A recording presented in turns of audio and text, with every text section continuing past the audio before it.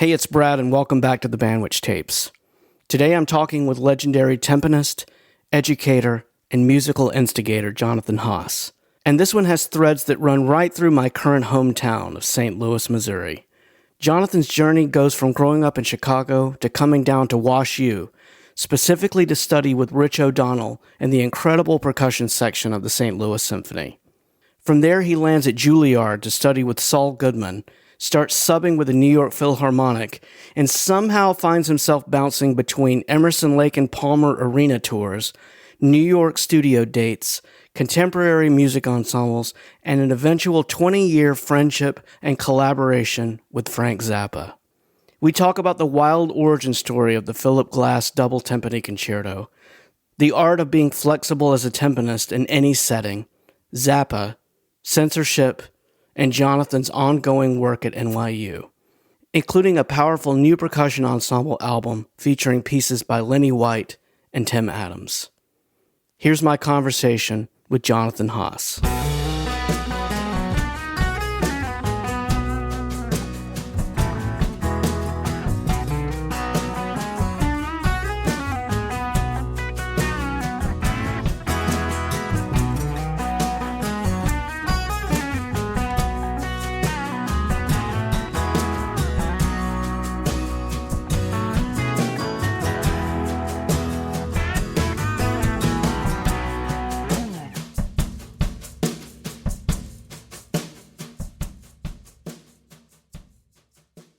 Jonathan, good morning. Welcome to the podcast. How are you? Wonderful. Thank you, Brad. Thanks for having me. Oh, it's a pleasure. I'm so happy to be talking with you. I've been a fan of yours for a long time and reached out to you to see if we could just sit down and chat for a few minutes and talk about your incredible career of just all things percussion that you've done.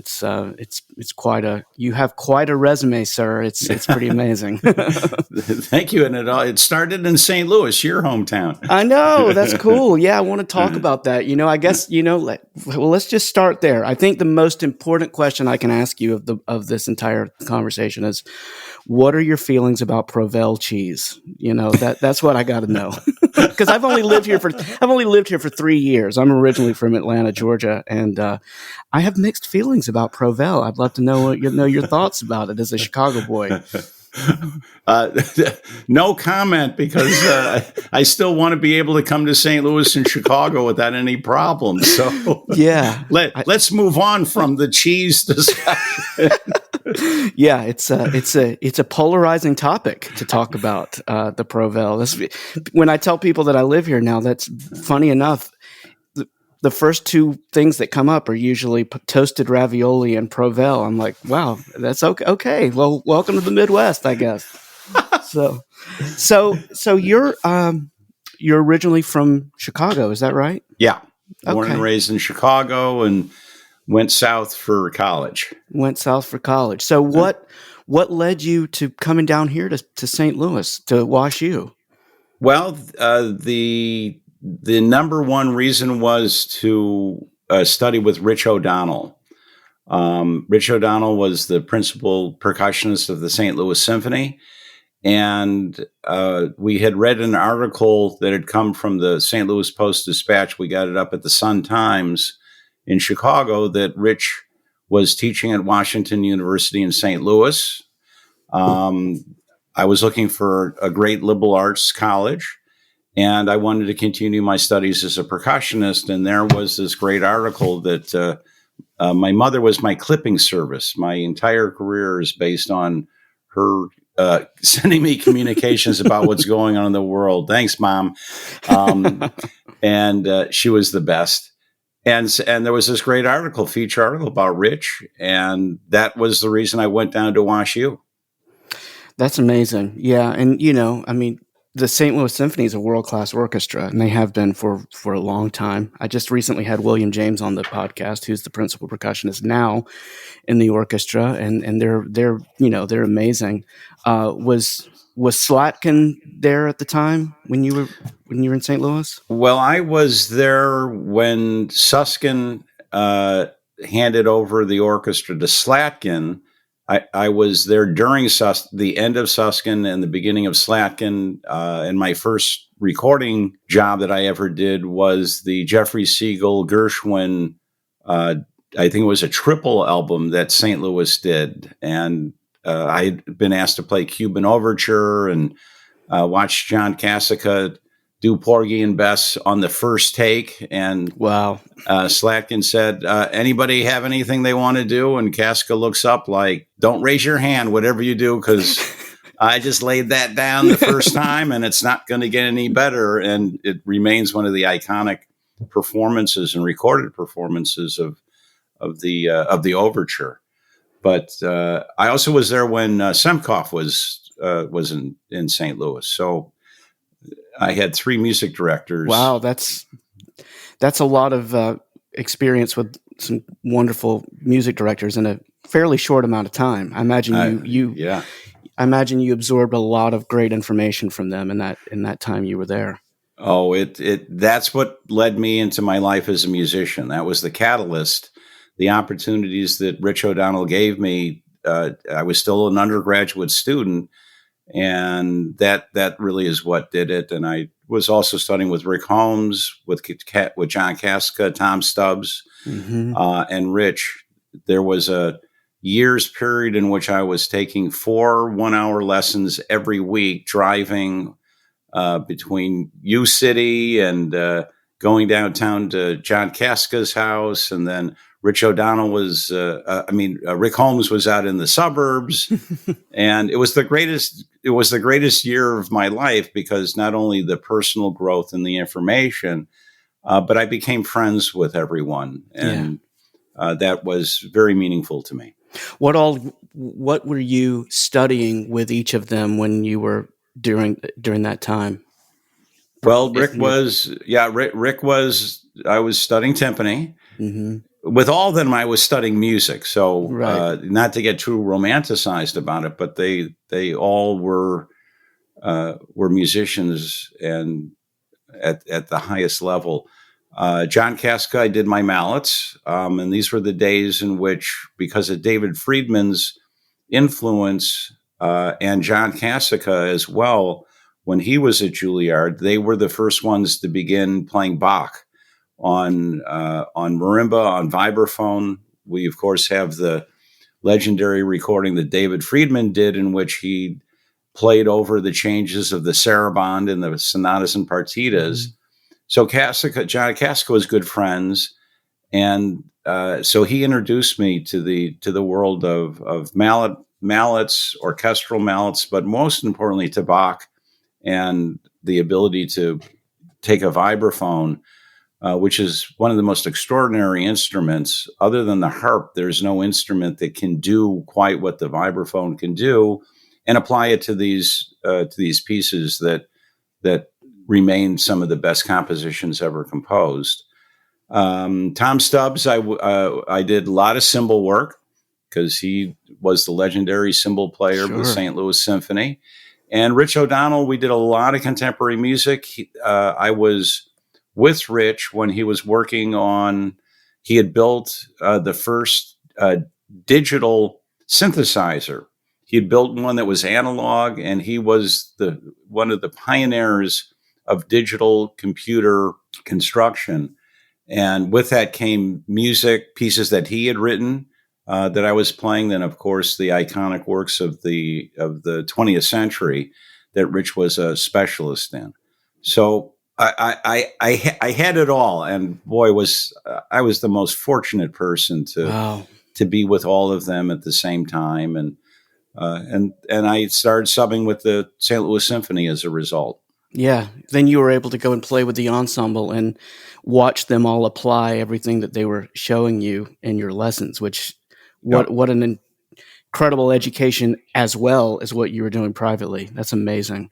Yeah, exactly. I'll never forget those days, including, I was going to Wash U, so there was all the usual antics of, being university life, and going down to the St. Louis Arch at 3:00 in the morning, and had the full St. Louis experience, as well as getting lost in East St. Louis at one point with my car. Uh-oh. which was an interesting moment. Nothing happened, and it was a good life experience. Hopefully, never to be repeated quite the same way. Yeah. We've lived here, like I think I told you before we started recording, we've lived here about 3 years, and we love everywhere around the city. We just went to the Hill over the weekend, but that Central West End area near WashU is one of my favorite locations anywhere around in the city. And I just can't imagine being a college student getting to experience that. Had to have been amazing. It was. It was a great time to be at Washington University. I was in the first co-ed dormitory in the United States, Shepley Hall, which was a tower. I think they took them down and rebuilt something, but this was the first. It was co-ed by floor, not within the building. But that's my claim to fame, by the way. I'll be sure to put that in the first line of the bio. Yeah. Absolutely. So after St. Louis, you moved to New York. Is that right? Was that what year did you move to New York? 76, the bicentennial. So the New York Philharmonic with Bernstein came in the summer with the Philharmonic. We did a joint concert underneath the St. Louis Arch. There was actually a big baseball game that St. Louis played the Philharmonic. St. Louis won. Kasica's a heck of a pitcher, I'll tell you that. Really? And Bernstein was there. We actually played, St. Louis played Dessert underneath the arch. Really? Yeah, for the bicentennial. And from there, that fall in September, I entered the Juilliard School. I sort of got kicked out of St. Louis. I didn't necessarily want to leave. But my teachers kicked me out. They said, you still have more to learn, and you can't hang around St. Louis expecting that you're going to have a career here. Although I had the opportunity to, and they gave it to me to play with the orchestra. And they said, look, you're here because of us only. And that was true. And they said the music director right now, he seems to like you. He hasn't complained about you. That's usually the acid test. They said, but when things change, you could be out of here in a minute. One of us can't advocate for you, or the music director changes and they have somebody they would prefer. So they said, this is really, you haven't built enough of a foundation to your career to stay in St. Louis, because there is that risk of, not playing with the orchestra, just quite frankly. And I took that to heart. They also wanted me to study with Saul Goodman, who was their teacher. Tom, John, and Rick all were at Juilliard together with Mr. Goodman and with Buster Bailey. And they felt, and rightfully so, that I should go there, since it was sort of the end of Mr. Goodman's teaching career, that I really should go have that experience. And that the only school I applied to, so it was risky. It's certainly not the way I advise my students these days. You got to have a lot of options and opportunities, but I put all my eggs in one basket, applied to Juilliard. I was the only master's student that year accepted into Mr. Goodman's studio. And the rest is history. Yeah. What was that experience like, studying with Mr. Goodman? I just can't even imagine.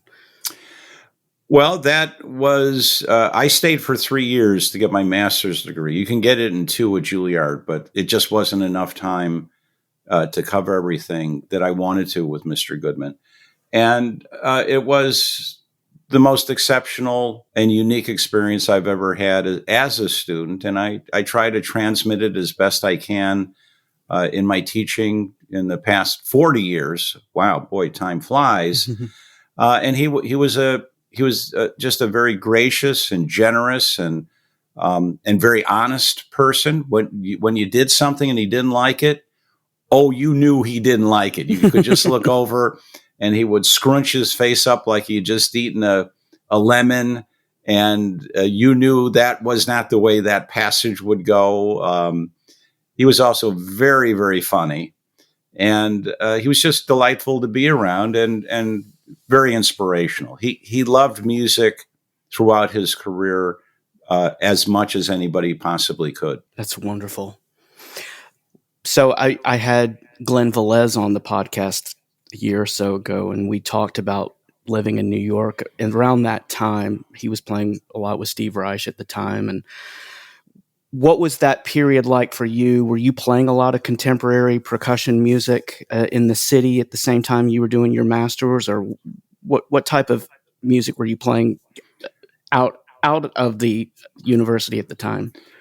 Well, being in New York, which I really didn't know much about, other than it was New York and it was a big, scary place, which it's not.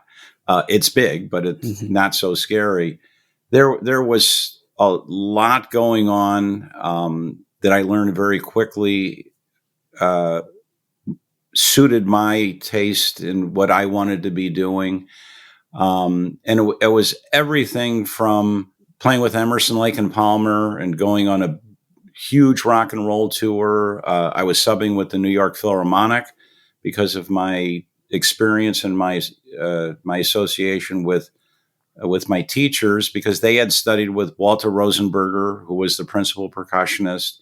Buster Bailey was still in the Philharmonic. Roland Koloff was playing timpani by then. Arnie Lang was there. And so I was welcomed into the Philharmonic as a substitute. So I was playing with rock bands, with the Philharmonic. And then there was a very, very robust jingle commercial scene going on that I was able to get into through a composer. His name is Bernie Hoffer. And he had landed the opportunity to compose the music for the Thundercats. And the Thundercats at the time was a very popular cartoon. Oh, yeah. So because of my relationship with Bernie Hoffer, I ended up finding my way into the recording studio scene, subbing on Broadway shows. The list started expanding. And then, of course, I would have a pile of music, usually about 4 to 6 inches on my desk, because I was playing with many contemporary music ensembles. I was in one myself. It was called Musical Elements. It doesn't exist anymore, but this was back in the day when we were all pioneers in the contemporary music scene, building ensembles. So I was in one, and then I was also participating with other of the iconic groups, Speculum Musicae, the group for contemporary music. And it was a thrilling time to be in New York City. It still is. It's changed. Right. But when I arrived in 1976, there was a lot of work. And what was happening is that there were iconic percussionists, one of them, Gordon Gottlieb, who was known by everybody as he was the man. Mm-hmm. And he was so busy doing what he was doing in the studios that he couldn't do a lot of the symphonic work, working with the American Symphony. So he started throwing work my way, and other people as well who knew him and he had confidence in. So Gordon was a big catalyst also in introducing me and getting me into the fabric of New York. Wow, that's incredible. You talk about playing commercial music, Emerson, Lake and Palmer, and I am going to ask you about that in a moment. I'm so intrigued by that, by the way. But jingle work, contemporary music, and I have a lot of just music listeners instead of not just specifically musicians who listen to the podcast. And I'm curious about, just for the sake of the music fans out there, how do you change your approach as a timpanist or as a percussionist based on that, whether you're playing timpani with a rock band versus playing with an orchestra? Is it always touch and tone as paramount, or do you change things up based on, like maybe a drum set player might, based on the different style of music that they're playing? Well, the answer to your question is that what we're doing is we're satisfying both the expectation and the request of the conductor. Mm-hmm. We are conductor driven. We can come into an orchestral setting and decide we're going to play Beethoven's Fifth Symphony in a certain way, but if the conductor says no, you're gonna play it my way, which they do, that's our job actually, is to pivot. So you got to bring something in on day one, but at that point it's the conductor who's going to guide you. If they don't say anything, by the way, that's the greatest compliment you can get, which means you're doing what they like, so they're not going to ask you to change or alter what you're doing. So whatever situation a timpanist would find themselves in, whether it would be playing with a rock band or with an orchestra at Carnegie Hall or in a jingle, they're all they're moving targets, so to speak. So you got to bring your stick bag. Yeah. And you got to be ready for any sort of a request, and having that flexibility as a musician, I found was what was part of my own personal success in being asked back or keeping the job, was that flexibility. And some musicians choose not to be flexible. They choose to, well, here's how I'm going to play something, take it or leave it. And their phone may not ring as much as yours. Yeah, that's true. But I think it's sort of to each his own. But at the end of the day, the boss is going to be that person who's in the front of the ensemble. Or in the case, if you're doing a jingle, it's probably going to be a producer who's sitting in the recording booth. And they can say, timpani, I'm not getting enough articulation here on the track. Or I need this sort of a sound. The client wants wants this sort of thing. On the Aerosmith recording of Armageddon, in which I played timpani and suspended cymbal, that session lasted for several hours because the band had Aerosmith had a concept of what they wanted it to sound like. The arranger had their idea, and then there's the producer. So we were there for a half a day, and it's about a 4.5 minute piece. Right. So there were a lot time of is money too, right? Oh yeah. And there were a lot of cooks in that kitchen. I can imagine. Yeah. So tell me, I would love to know about this gig with Emerson, Lake and Palmer, and how that came your way and what that was like. Well, it remains the best job I ever had. And it was, I think it was 1979, 1980. ELP had done some iconic recordings. Carl Palmer had recorded the Bach A minor on one of their rock albums, which I thought was pretty cool. Yeah. And so they held an audition in New York.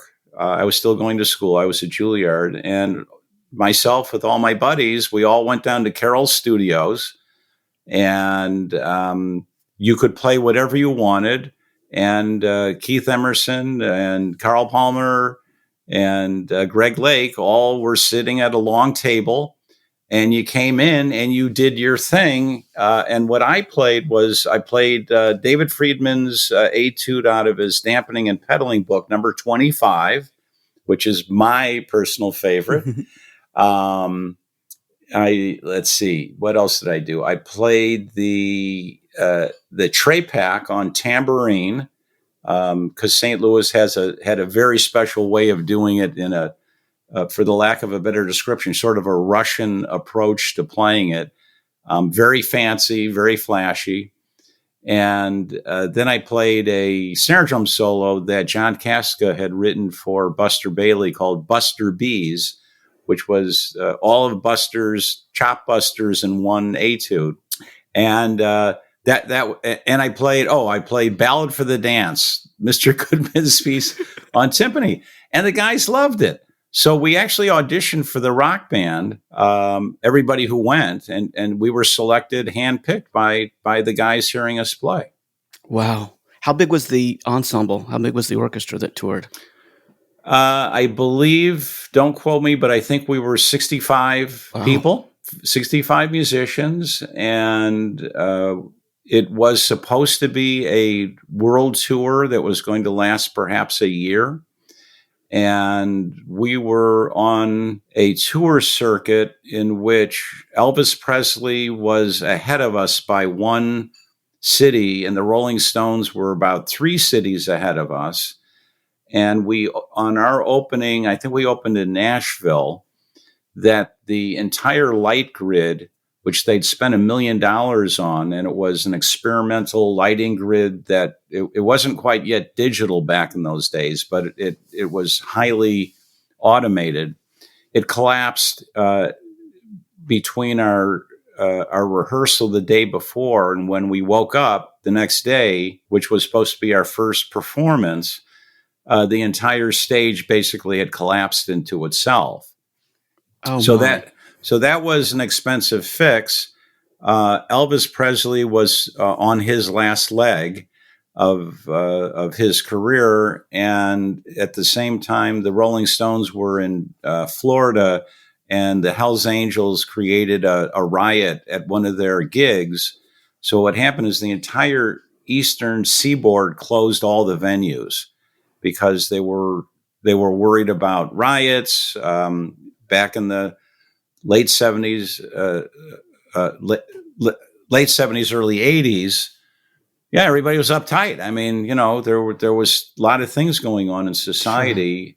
So the long and the short of it is that our tour was much shorter than had been planned. And we got to, we did play the Soldiers Field in Chicago, and my parents were there. So that was one of the most amazing experiences. And we ended up at the Montreal Expo 67 at their stadium, where we did do a recording. So if anybody wants to see that, it's on YouTube somewhere. Oh, cool. And after that, they sent us home. I came back to St. Louis because that's where I had a girlfriend, so I came back to hang out with my girlfriend. And then they flew us all back to New York to play Madison Square Garden. So we sort of had the best of the best that we were going to do anyway. And truth be told, we were all so exhausted from, staying up all night and, trying to live large as young rock musicians. We had a great time. We played some great music. And probably the highlight was the show always opened with Bolero. And it was Bolero in 4/4 That's time, right. by the way. Yeah. And so the spotlight would go on, and I played the Bolero on a field drum because I was in the percussion section. There was David Frost and myself, and we were both at school together. We were the percussion section. And so a spotlight would go on the field drum. 50,000 people in Soldiers Field went crazy. And at the time, they had built what was in the Guinness Book of World Records, the loudest PA system in the history of music. That was their claim to fame. I remember there were fans who would sit in front of this tower of amplifiers, and they had taken a measurement. It was as loud as a Concorde jet taking off at JFK. Oh, it was incredible. So the concert started with me in 4/4 going dun digga dun digga dun digga dun dun dun, and Carl Palmer coming up on this big disc with his drum set in the middle of the stage. He's rising up, and the two of us are playing Bolero in 4/4 as a duet. It doesn't get any better than that. That's rock star material, man. That's Mount Everest. Well, I can't imagine what that moment had to have been like for your parents being at Soldier Field, watching their son living the rock star life at that moment with the lights on and playing that snare drum solo, that field drum solo. Well, they had a great time, although my parents were old-fashioned and very conservative, so the amount of smoking of materials were somewhat shocking to them, but they did very well. They made it through, and we did have a wonderful time. And knowing that my parents were there was a real highlight. Yeah, that's incredible.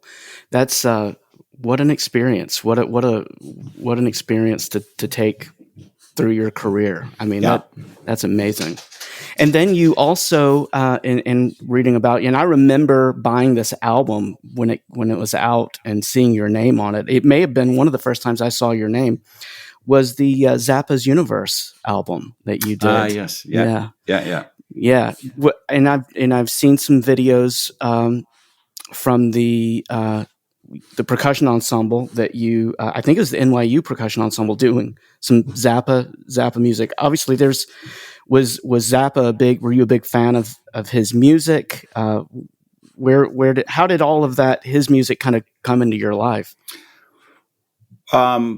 Yes. So when I was 13 years old, Frank Zappa went on his first tour, and he came to the Ravinia Festival, which is just north of where I grew up in Glencoe, Illinois, and Ravinia was in Ravinia, Highland Park, so near Highland Park. So my parents would take me to the Chicago Symphony because that was their home. And at the time that I was in high school, they started bringing in rock bands. So Zappa came with the Mothers of Invention, and nobody knew what was going to happen. And I remember as a 13-year-old that Ainsley Dunbar was running up and down the aisle in some wild costume, drumming on all of the seats. And I was completely mesmerized with what was going on. And then, of course, they got on stage and they played some of their most iconic pieces in their opening concert.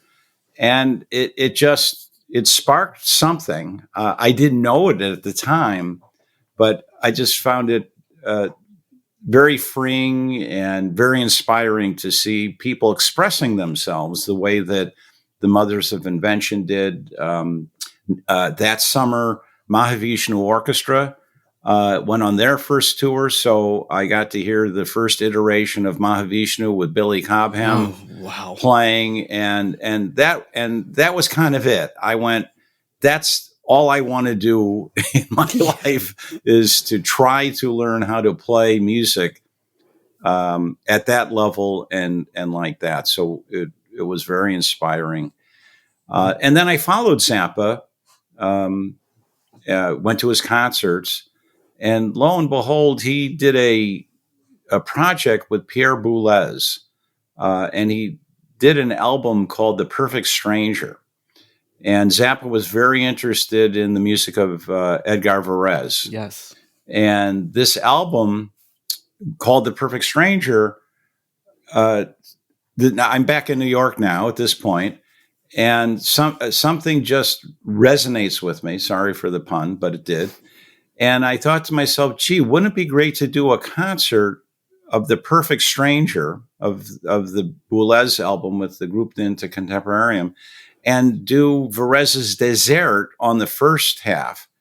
Because for those who don't know these pieces, there's an electronic track and then instrumentalists play. And then there's another expression from an electronic track, and it goes between live electronics. Both Varese and Zappa use the same form. So I got this idea about, wouldn't that be a great concert to produce? So I wrote a letter to Zappa, because back in these days, there was no internet, and certainly I didn't have a phone number, but I had bought The Perfect Stranger, and his publishing company and address was on the record jacket, which was Barfco Swill. That was the name of his publishing company. So I wrote him a letter. Dear Mr. Zappa, you don't know who I am. I'm a master's student at Juilliard, and I got this idea of doing a concert of your music and doing The Perfect Stranger with the Varese. I put it in an envelope, and for those listeners who may not know, you would put a stamp, and then this thing would be delivered across the country, like 10 days later, maybe. And so I put it in the mail, and I forgot about it. I wrote him a letter. I went, okay, well, I feel better now. And it was my first year on the faculty at the Aspen Music Festival in school. And I arrive at the administration office to check in, and It's day one, new job. And the secretary says to me, "Oh, you're Jonathan Haas. I just got a phone call from Frank Zappa. He's looking for you. What? And here's his phone number."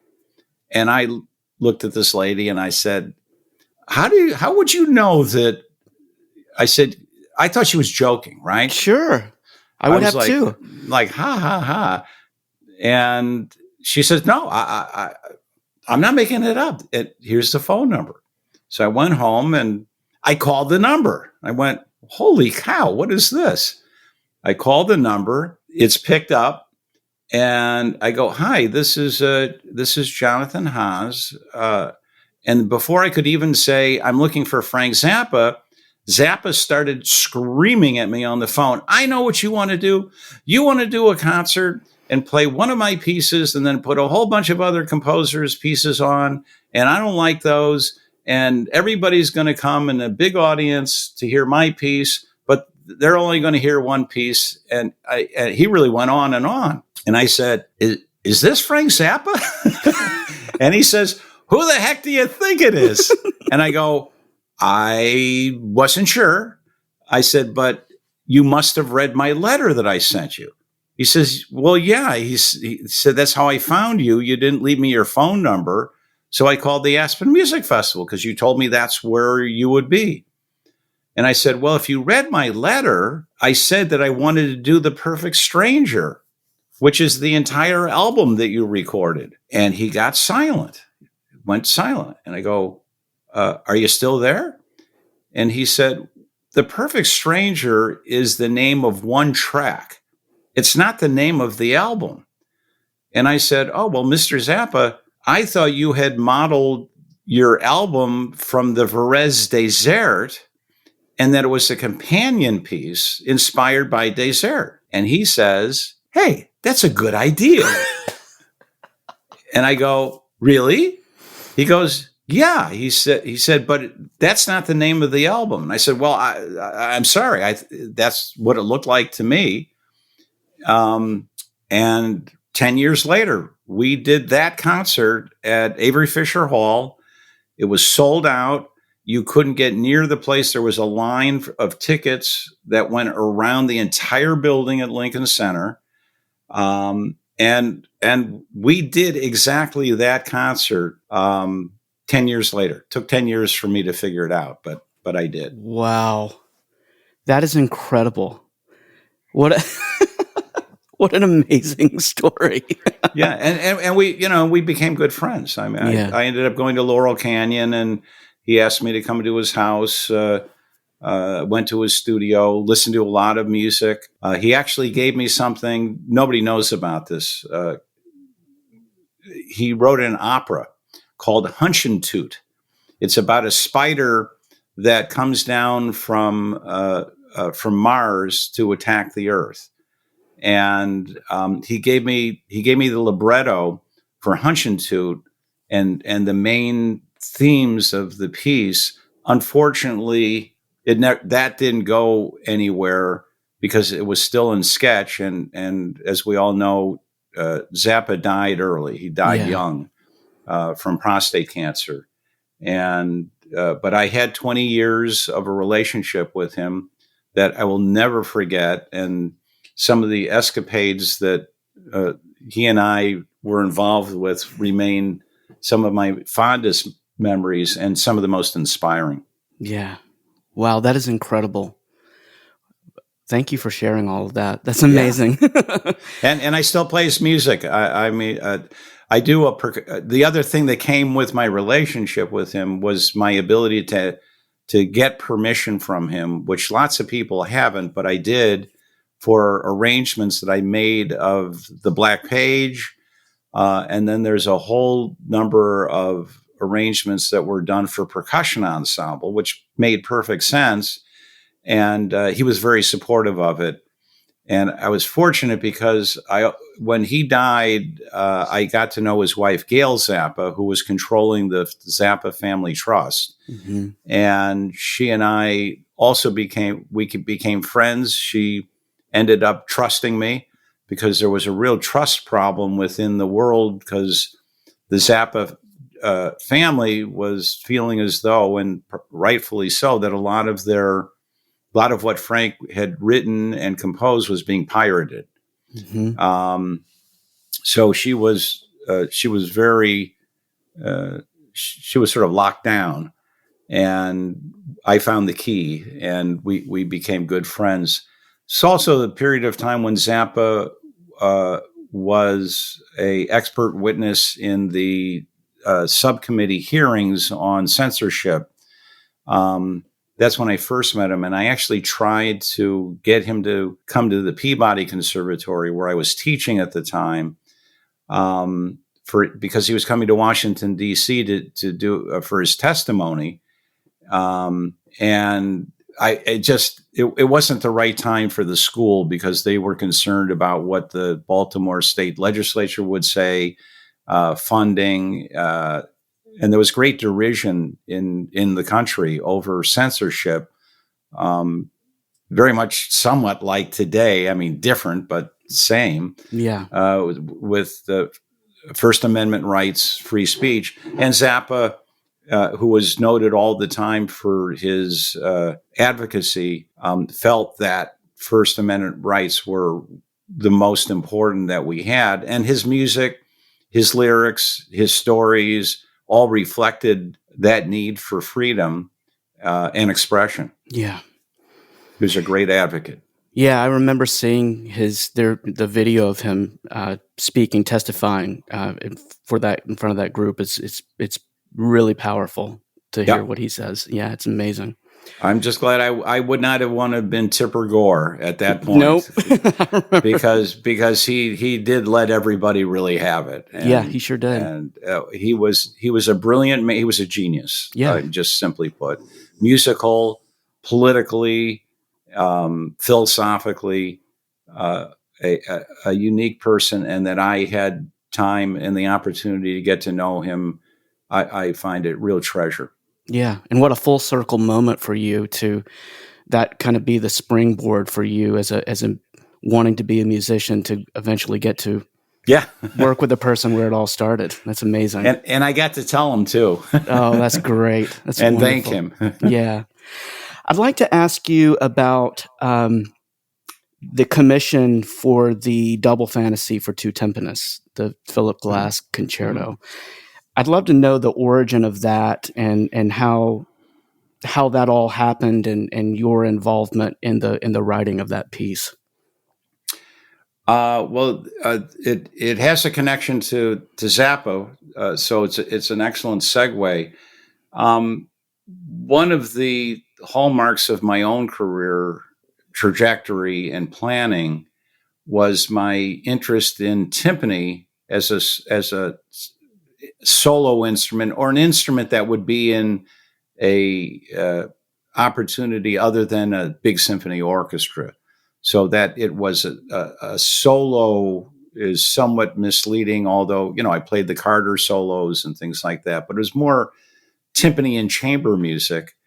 And I had done my Carnegie Recital Hall debut. I had played at the 92nd Street Y. I had done these recitals, and with a lot of success, personal success.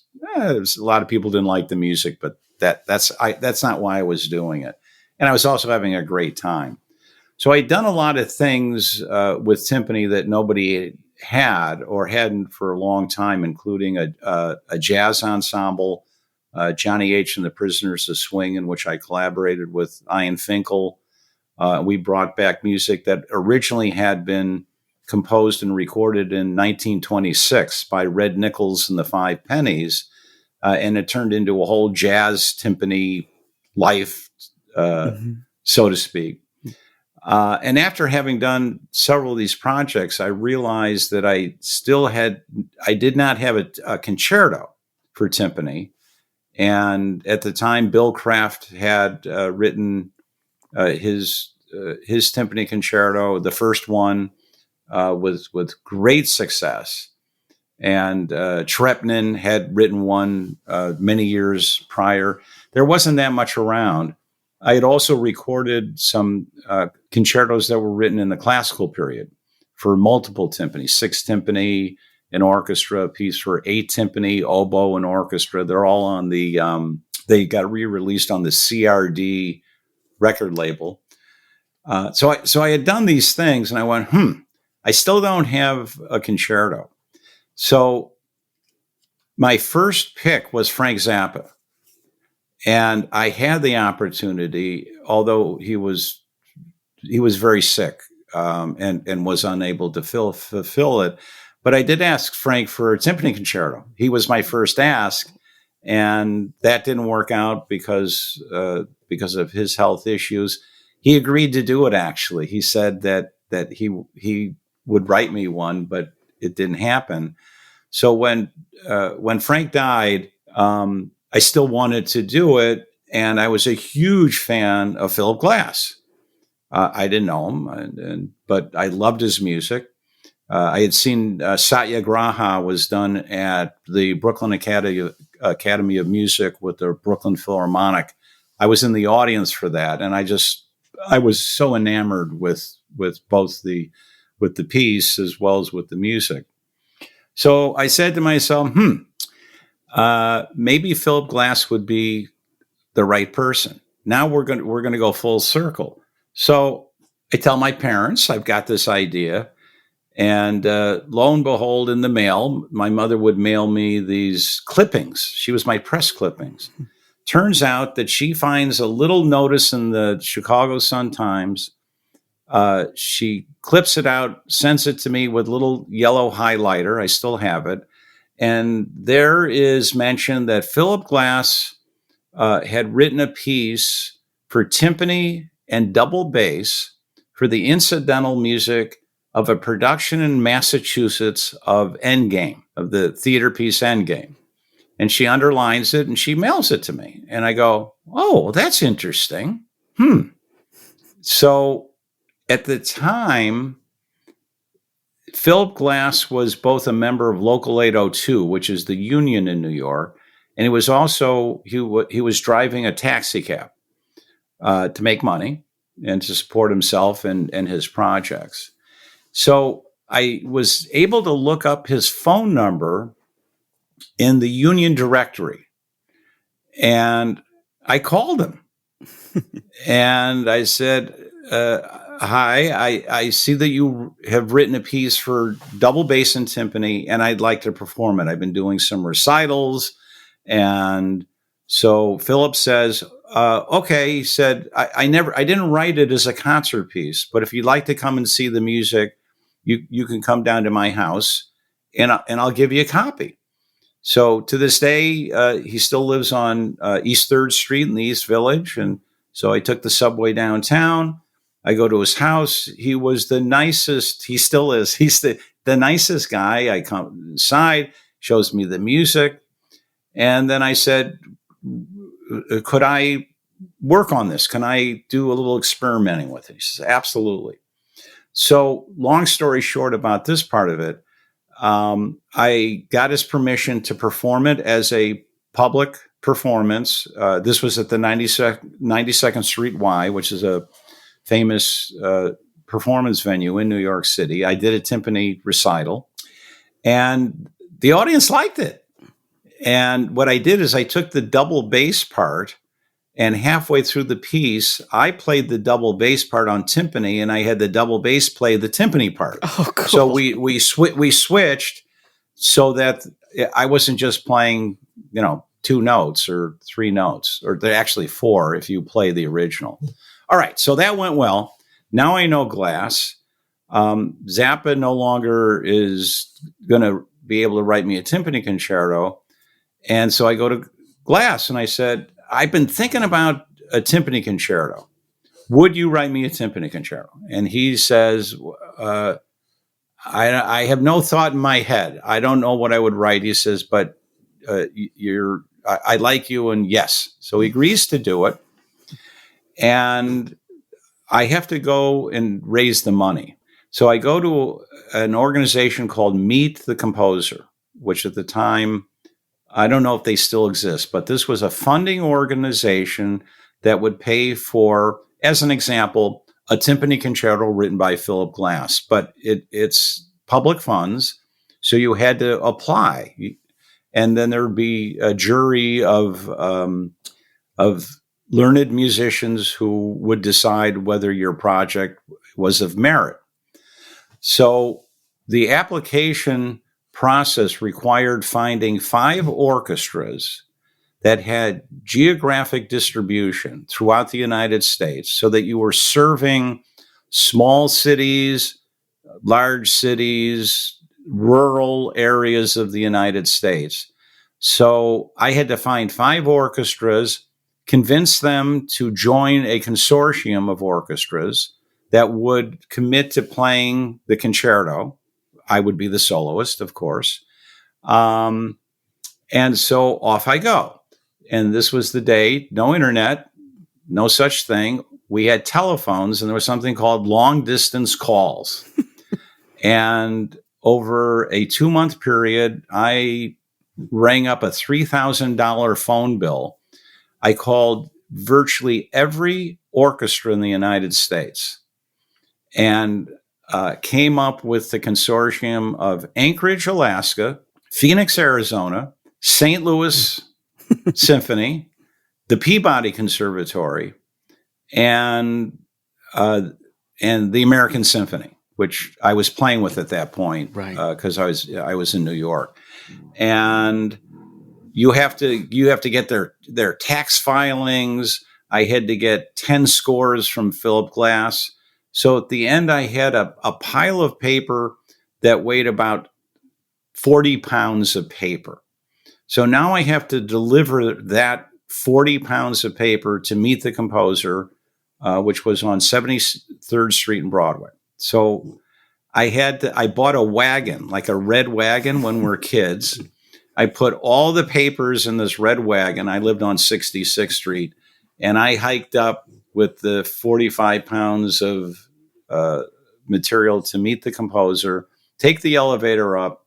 There's a very nice secretary lady, and she says, "Oh my, what are you here for?" And I go, "Well, this is my Philip Glass timpani concerto proposal for Meet the Composer." And she looks at me. She says, "Oh my," she said, "Have you read the front page of the New York Times today?" And I go, "No." She says, "Well, you might want to take a look at the front page." And I go, "Oh, okay. Can I leave all this stuff here?" And she says, "Oh, yes, please leave it." So I leave my application. I go downstairs to 72nd Street to the subway stop. I get the New York Times front page. Philip Glass has been commissioned by the Metropolitan Opera to write them an opera. It is the largest amount of money ever paid to a composer to write a commission work for the Metropolitan Opera. And isn't this great? And I go, okay, now I understand why the secretary was saying to me, which is, you're probably not going to get funded because Philip just got the most. His price tag just went up, right? Oh my gosh. And indeed, that's what happened. No timpani concerto. So, as all things in my career has turned out, everything has taken 10 years. It took me 10 years to develop a career in New York. It took me 10 years to get Zappa's Perfect Stranger project. It then took me 10 years to get the Peace Commission, because I let 10 years go by and I went, okay, well, it's not going to happen. It's not that I gave up. It wasn't going to happen. And over the next 10 years, I was very fortunate. My career blossomed. And with that, my income increased. And 10 years later, it's a true story. I'm not making this up. 10 years later, I woke up. I said, you know what? I'm in an economic position where I can just pay for it now. So 10 years later, I'm on stage with an orchestra called EOS, and we're at the Ethical Culture Society in New York City playing a concert. And I turned to my buddy who I'm playing with, and I said, you know, remember 10 years ago when I tried to do that glass thing and it didn't work? Yeah, I remember that. And I said, well, I'm going to do it now. I'm going to just going to buy. I'll pay for it. And my buddy turns to me and he says, "Well, that's an interesting coincidence. There's Philip Glass." So Glass was sitting in the audience at the Ethical Culture Society at this concert that I'm playing. There he is. And at intermission, everybody would go out on the street to mingle and smoke cigarettes and stuff. Back in those days, you could. You don't anymore, on 66th Street. And I remember running up to Philip, and I said, "Mr. Glass, I don't know if you remember me." And he turns and he says, "Oh, right, you're the timpani guy." And I go, "Oh my gosh, you remembered, and that's great." And I said, I'm ready now we're going to do the timpani concerto. Will you still do it?" And he says to me, "Well," he said, I still don't know what I would write, but but I have one condition." And I go, "Okay, well, what's the condition?" He said, "You can't use your own money. You got to go raise it, but you can't. I'm not going to take a check from you. You have to go and get it funded." So I'm like, okay. Here we go again. Here we go again. And my second try, and it was with Meet the Composer, and I went back 10 years later, and I put the whole thing back together again. It wasn't a $3,000 phone bill because I had everybody's phone number from 10 years before. And Meet the Composer funded it. And what had happened in the interim, in the new 10 years later, is that a wonderful visionary lady, Kathy Cahill, who at the time was the general manager of the New York Philharmonic. I was a good friend with her. I think she's still running the Mann Center down in Philadelphia. She said to me, "You know what? The mistake that you're making is you're trying to get a concerto for yourself, and you're a timpanist, and nobody really knows who you are. And one of your barriers to success is that the timpanist of the orchestras that you want to play with are going to say, 'Well, who's this guy? I want to play a concerto.'" And she said, you're going to potentially get some pushback from the timpanist who's there. And I said, "Well, that makes perfect sense." She said, "So make it a double concerto. Make it a concerto where the timpanist of the orchestra that you're approaching, you're playing it with him." So it turned into it was a double concerto because of Kathy's wisdom. And she was right. I've played the concerto now 70 times. I've been around the world 1.5 times. And it is usually with the principal timpanist of the orchestra. And we have a ball. It is so much fun to play. And that was really part of its success. And I think that Meet the Composer recognized that it would get a lot of performances because there wasn't that barrier of, well, how can an unknown musician, timpanist, and nobody even knows what timpani are anyway, it'll get 5 performances and won't go anywhere. They saw the wisdom in it as well. And I believe that's one of the reasons it did get funded. Yeah.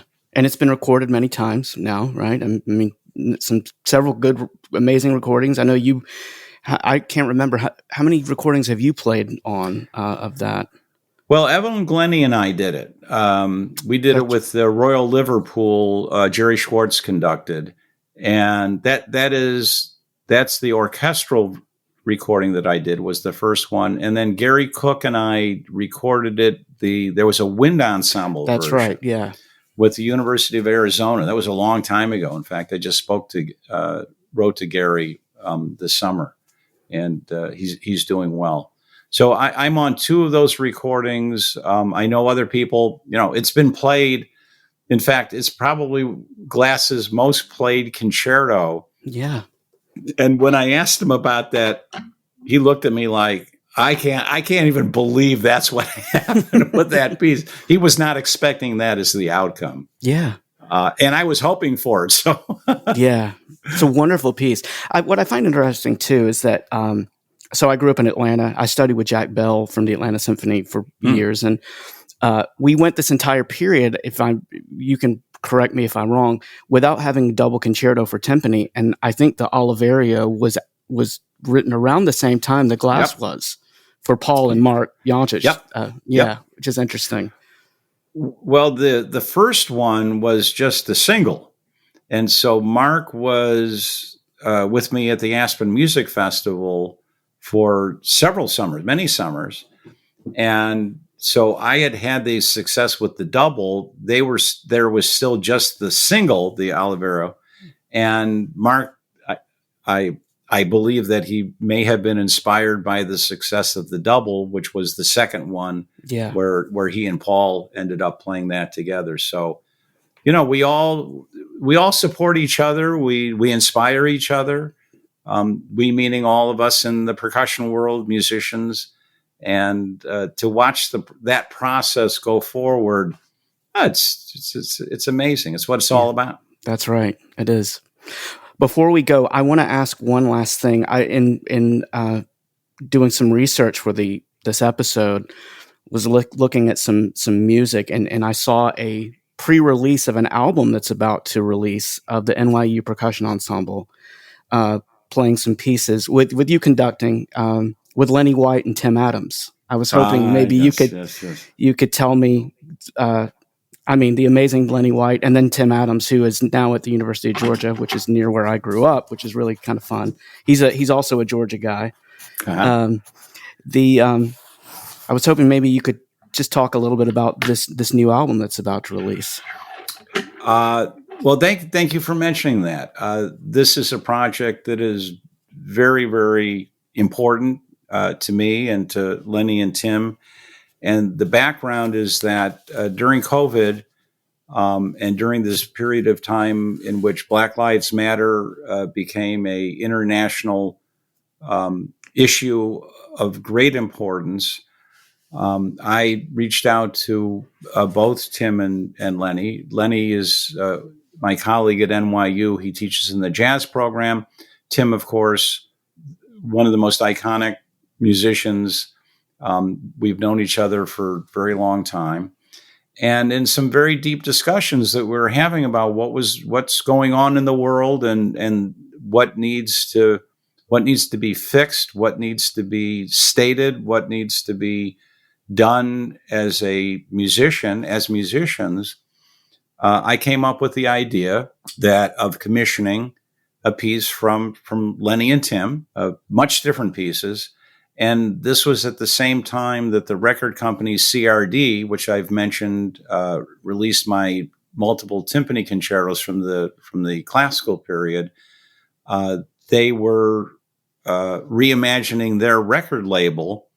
So I contacted them and I said, would you be interested in a recording in which these pieces would be featured, and also two orchestral pieces, one written by Lenny and one by Tim. So there's two orchestral pieces and the two percussion ensemble pieces. Tim's piece is deeply personal because it is about George Floyd and what took place. It's actually... It's somewhat of a reenactment of that moment in time, that horrendous moment in time. And as Tim and I discussed, his motivation was to try to raise awareness through his music so that his son would live in a world that was a safer place for him to be able to live and to thrive. And he wrote this incredibly provocative piece for a very large ensemble. We actually premiered it at the Aspen Music Festival the summer prior, and then I brought it to NYU with the percussion ensemble, where we did record it along with Lenny White's piece. So Lenny came out to Aspen. Tim couldn't come out, but Lenny came, spent the week with the students. Lenny's piece was more about the celebration, is the celebration of some of the great iconic jazz drum set players. That's what he wanted to do to memorialize this period of time. And I got Lenny to play, which of course he is on he's playing drum set. And boy, was he resistant. It was like, Lenny, you got to play on the recording. He says, no, I wrote it for your students. And, I don't want to do it. And I don't read music that well. And I went, hold the phone. What do you mean? What are you talking about? You're Lenny White. Stop with all that. So he did acquiesce. He's on the recording. And we had, once again, for my students to be able, and myself, but for my students, most importantly, to be able to play with Lenny, to interact with him, and to have this experience. That's what this probably the number one reason why I love teaching is putting people together, students with iconic musicians, as an example of one of many opportunities that I'm able to have. And so that's what those two pieces, and I really hope that they are met with a lot of support, and support where other people have the opportunities to play these pieces, because that's why Tim and Lenny wrote them, so that they had a long history, and it's one of both remembrance and a memorial, and most importantly, a message to the world of what we really should be focused on as musicians and as good people trying to make this a better place. And there aren't two better people in the world than Lenny and Tim to express that through their music. Yeah, absolutely.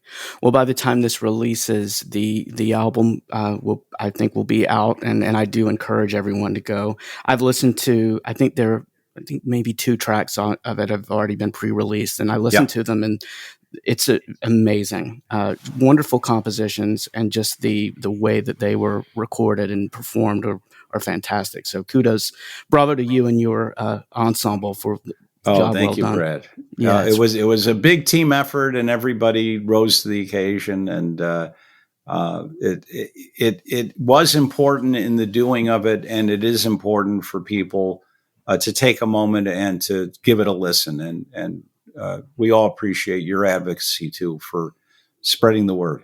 Absolutely. Well, Jonathan, I can't thank you enough. This has been just a fascinating conversation, and I just thank you for an amazing career of the music that you provided all of us, and just the legacy that you're leaving for your students and to your listeners, and I just can't thank you enough. And thanks for your time today. Oh, thank you, Brad, and I'll meet you in St. Louis. That sounds great. Cheers, sir. Thank you. Take care. That was my conversation with Jonathan Haas. If you enjoyed this episode, it really helps if you follow or subscribe to the show in your favorite podcast app. And maybe leave a rating or review so more people can find these conversations. Thanks for listening, and I'll catch you on the next one.